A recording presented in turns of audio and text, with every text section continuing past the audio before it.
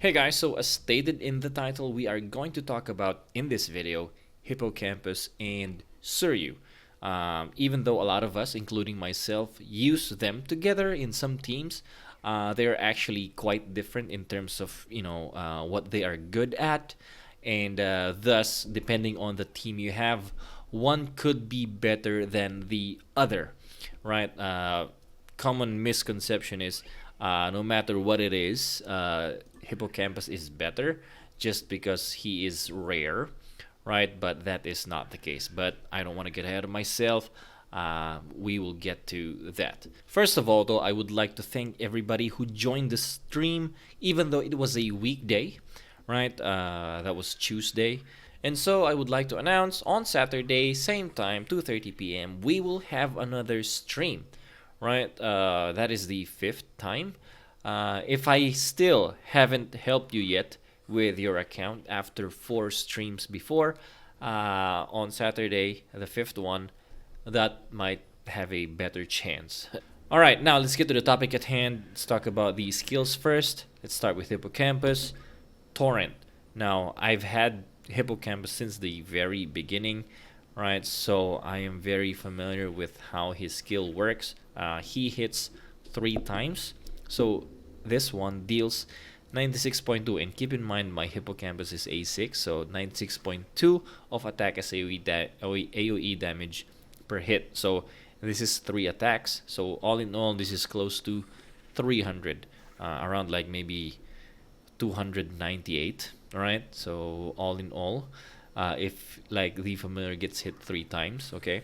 And then the good thing about Hippocampus is it has a CC, so it pulls enemies towards the center. So that creates an opportunity where you can have some kind of a combo, right? So this is where Hippocampus really excels. And then as a bonus, this skill actually does more damage if the familiar that's getting hit is frostbitten, right? So it says here increase damage by 40% to frostbitten enemies. Now this is where Suiryu comes in, right? Suiryu, the skill of Suiryu, Bubble, it deals 281% of attack as AoE damage. This is single target, like it attacks one familiar and then just when it hits, it also hits the familiars in the vicinity of the one that is targeted, right? So 281%, and by the way, this Suiryu is A8, so kind of strong, right? So 281% of attack, and then a bonus thing is it does 100% of attack as frostbite damage for 5 seconds. So all in all, the damage would be 100%, but every second there will be damage, like 20% of attack every second, and then so after 5 seconds you will get to 100% of attack. So in total you will do 381% of attack as damage, and the cooldown is only for 18 seconds. Now there is the frostbite that works so well with Hippocampus, but only for the first attack. Alright, so this is my R-Site account, and the reason why I'm showing you this is because I have Suiryu and Hippocampus together, and this is a good way to show you what I am talking about exactly. Okay, now this one, keep your eye on Suiryu. So Suiryu is about to finish cooldown, right? Hippocampus not yet. So this is what I'm talking about. Now Suiryu will use his skill. He will hit Ebon-Thorax. There you go. There, he got hit. As you can see, he is frostbitten. The icon over there. My bird is also frostbitten because he does have a Suiryu as well. Now, as you can see, Hippocampus is now on cooldown, but it takes some time for him to do the animation. So now he will hit Ebon-Thorax, and then that will deal basically 40% more damage, right? There you go. That is the... and thus instantly killing Ebon-Thorax. However, as you can see, the cooldown of Suiryu is like far from the cooldown of Hippocampus. So when Suiryu does his second skill after the cooldown, there you go. Now Sorbor, as you can see, is frostbitten. This is a perfect time for Hippocampus to use the skill in order to do another 40% more damage. but he is still 8 seconds away before he can. So yeah, he's just not gonna reach that window. All right, so there, the Frostbitten is over, and he is still 3 seconds away from using his skill. All right, so wasted opportunity. So this is what I'm telling you. Even though they have good synergy, you can only really take advantage of that in the very beginning. Let's play the video just to see if there's another opportunity later on. All right, so there you go. So he used his skill, Hippocampus, I mean. So 5 seconds left for Suiryu, and then 26 seconds left for Hippocampus. Right, but I don't think we're gonna get there. It will take a lot of time. Let's see, maybe the second one.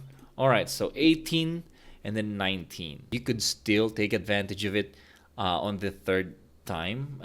Like the third time Hippocampus uses skill, and which will be the fourth time, what do you call this? Suiryu uses his skill. But then again, usually at this point, there will be, and like the game would be decided already, right? So yeah, it's just, yeah, so that's why even though they have good synergy, really, you can only take advantage of it, or it will really only count in the very beginning of the battle.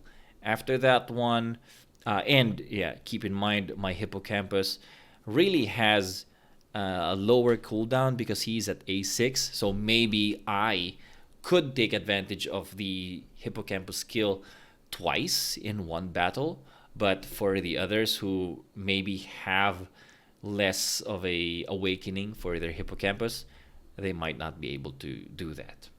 So that is the first one that I'd like to point out.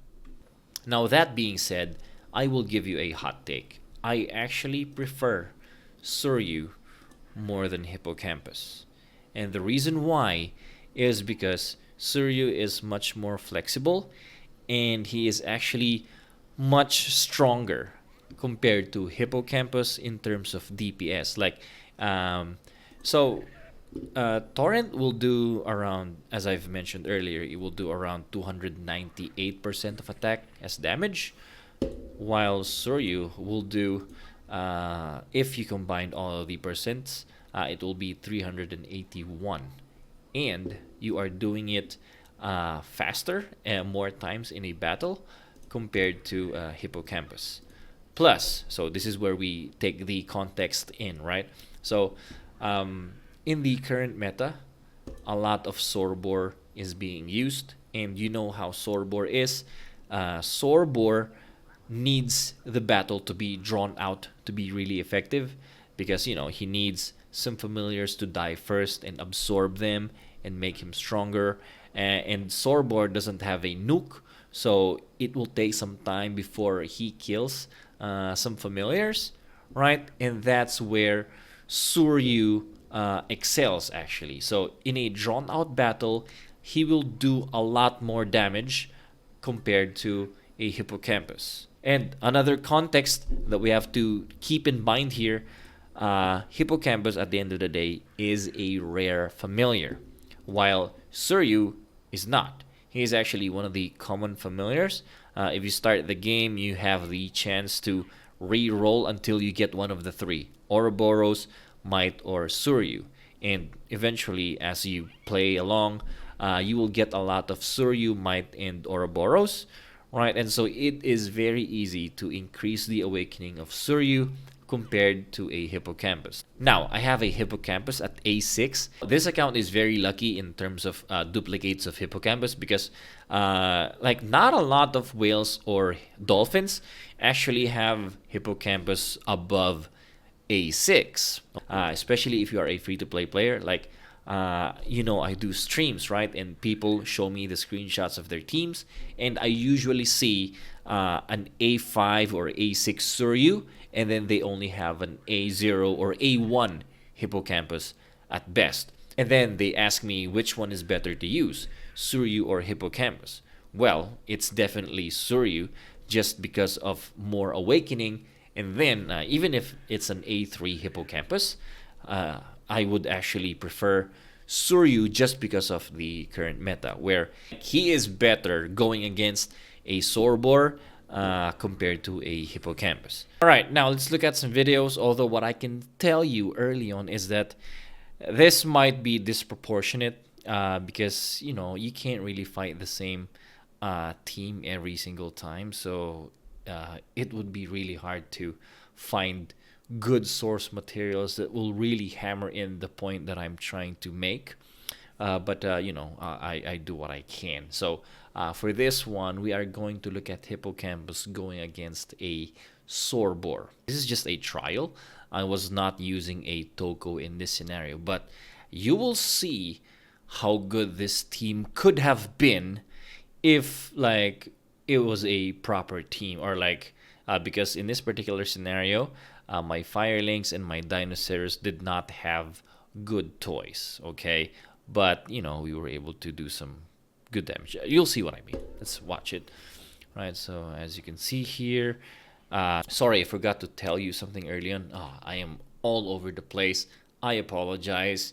But even though Suiryu is kind of better in current meta, right, there is one scenario or one team where I would really prefer Hippocampus over Suiryu, and that is if you are rocking a team with a lot of nukes, or the very point of your team is to nuke your opponent to win the game before you get to like 1 minute mark. Destroy your opponents before they even know it, before Toku can heal. Hippocampus would be a good pairing with a lot of different familiars, so like Staghorn and all that, which I would probably talk about later. I don't know. I am all over the place again. But yeah, so this is where Hippocampus, like in this particular scenario, I would prefer Hippocampus. But let's get to the main point. I want to point out how Hippocampus would perform versus a meta. All right, so the meta of a Sorbor. All right, so let's see what happens here. A lot of destructions over there. I have firelings destroy a lot of familiars. I have Staghorn. I had actually Dinosaurus was not able to attack here, right? So he died before he could attack. But if he was able to attack, Suiryu could have been dead. Sorbor would have been near death. All right. So and there's 7 seconds left for Toko before he can heal. That could have been a win. But let's see what happens. I will eventually lose here. Spoiler alert. But yeah, so Sorbor powered up 3 times, and so Hippocampus is like has the advantage against Sorbor, right?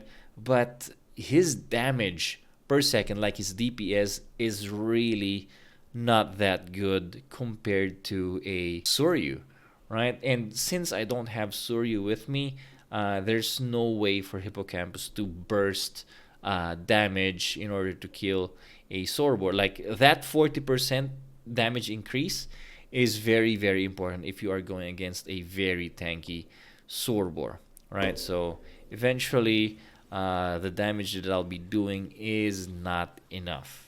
Okay, so this is a very much a disappointment. That is a 4-on-2, and in the end I lost. See, Hippocampus will use his skill. See what happens here.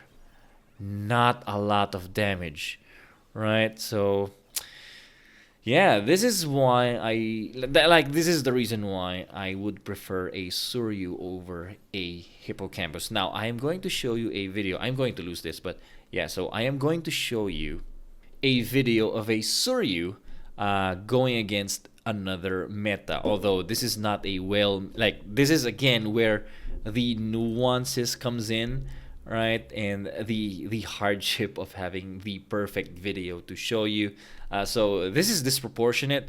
Sorbor and Might, but then again he does have a Shrimpaler. So this is not very ideal for a Sorbor team. So I can tell beforehand that this is kind of a loss for him. But Suiryu is kind of what will carry the team here, kind of, because again he does have 3 fire types here, so Suiryu will really excel. But yeah, let's just watch it. Suiryu will be able to do a lot of damage. Boom! Kill Smite right away. And the good thing about it is his cooldown is very, very fast. So 15 seconds, you can really do a lot of damage to a Sorbor that way. And like to begin with, overall the damage of a Suiryu is more than what like the skill of a Hippocampus is. If Hippocampus is not able to take advantage of his like attacking a frostbitten enemy, right? So that's why I would prefer Suiryu overall in a meta, going against a meta team. All right, so yeah, you'll see here he is about to use his skill again. Although there's a heal over there by Toko, but Suiryu will do some damage here. Also, look at that damage to Shrimpaler, and then let's just look at that again. It's not an instant effect, the Frostbite, but after 5 seconds, it stacks up. It really is a lot of good damage, and eventually that will kill a Sorbor. Again, take this with a grain of salt because really, it is disproportionate. It is really hard to, have a orange to orange, apples to apples kind of a comparison. But I try to do my best here. But yeah, so that's just the point that I'm making. If you do not agree, if you need more evidence, it may take a lot more time. So yeah, just maybe on a different stream I'll talk about it. But that is all that I can give you for now in terms of this particular point. All right, so there you go. Since this has been a long time coming, I will show you what team would work well with a Hippocampus. So like again, so if you want a drawn out battle, you are using Sorbor. Suiryu is much better, but for nukes, let's go with Hippocampus for sure. So with nukes, you want to go with Staghorn, of course, and if you're using Staghorn, this will be very like common, right? So you're gonna use Ebontorex, so that's how you would do that. I actually tried Fire Links recently. So if I use Fire Links together with Hippocampus and Staghorn, that will give me the 3 basic elements all in one team, right? But the problem with Fire Links is his attack just doesn't hit a lot of familiars, right? His attack is like on a linear path and not that wide, so he ends up hitting one familiar most of the time when I use him. So yeah, that's kind of a bummer. So usually use what do you call this, Dinosaurus instead, because with Dinosaurus, since his attack is a radius thing, he does hit a lot of familiars and able to disrupt the formation of the other team. So that's why I use a Dinosaurus, and then to round them all out, I use Toko, right? So you saw it earlier. I used a team without a Toko. It is really hard to pull off. If you're doing this team, everything needs to go your way, because every single thing connects to the other one. So if one of your familiars gets stumbled by a Might, or someone gets pushed by Ebontorex and thus canceling the skill, you're basically fucked, right? So so this is why I wouldn't recommend this lineup. What the good, like, this is also how you will see how OP Toko is. Just having Toko instead of one of these 3 basically gives you a bigger window, like the margin of error that you have just becomes bigger, right? So that's why Toko is super OP, right? Anyway, so there you go. This is how I would do that. And now let's go for the thought process that I would have whenever I attack a team where I have a lot of nukes taking advantage of Hippocampus. All right, so I mean, you saw my team countless times already, the one with Bird. So that's one way to take advantage of Hippocampus. But that is not a standalone. That is together with a Suiryu. So I guess that is like one that's a given, since you've seen that a lot of times already. And number 2, that's not really the point. We want to separate their advantages. And so this is what we're doing. All right. If we're going against a Hikowizi, my thought process would be, all right, I would do this one. So I would I would switch up places, right? So that if I'm going against Ouroboros, at least I have this guy over here to, cancel this one, and then eventually I would have the chance to pull these two, right? So yeah, that's why I would put it this way. All right, so against Lens, this is how I would place them as well, because I am really scared of Bafu. I think he is really, really strong, so I would like to pull him right away and kill him as soon as I can, because he's kind of like Suiryu in a way where the longer the battle lasts, the stronger it feels like he is getting. So yeah, that's how I would go against Lance. Blue Chase. Blue Chase, maybe? Yeah. But yeah, all right, so for this one, I would, yeah, do the same thing. So I have a Thorax to protect my Staghorn, and then yeah, this is, since I already see this guy Toko, it would be also good to remove their healing early on, and so yeah, if I'm able to pull Toko, that would be and able to kill it, probably an easy win for me. All right, so that's how I would do it, and only at A8, probably a easy kill. Supreme. I think, yeah, I think I would do this, right? So since we don't, this is a question mark. I have a Thorax over here to protect my Staghorn, and then I don't know who this is, but I am guessing this is a melee type, I think, right? But even if it's not, probably maybe Shrimp Baler or a Suiryu. That would be my guess. But yeah, either way, that would be a good way, like a good option to pull and destroy early on. And yeah, so that would be an advantage for me. Okay, Krens, you know what? I would probably do it this way as well, right? The reason why is because even if like I'm not gonna pull Suryu, because like in the end, even if he stays there, he's not gonna do a lot of damage to my front line over here. So I'd rather just kill the healer. Yeah, so that's my thought process on that. Zesty, yeah, probably the same thing. Since this is a question mark, and I know Sorbor doesn't have a CC, I would try to prevent whoever this is. In case it's a CC familiar, I have a Staghorn to protect me, right? Sorry, Ebon, right? So there you go. By the way, best case scenario, maybe not this guy, maybe not Dinosaurus. Arachnes would be the best case, like in a team. Arachnes would do better than Dinosaurus. That would really pump up the Hippocampus Staghorn combo. That is it. Thank you very much for watching. I'm sorry if this is gonna be a long video, but yeah, I hope you enjoyed that one. I hope you learned a lot, and if this is like something that you are thinking of, like how to pair and all that, I hope this answers all of that question. All right, so thank you very much. I will see you on the next one.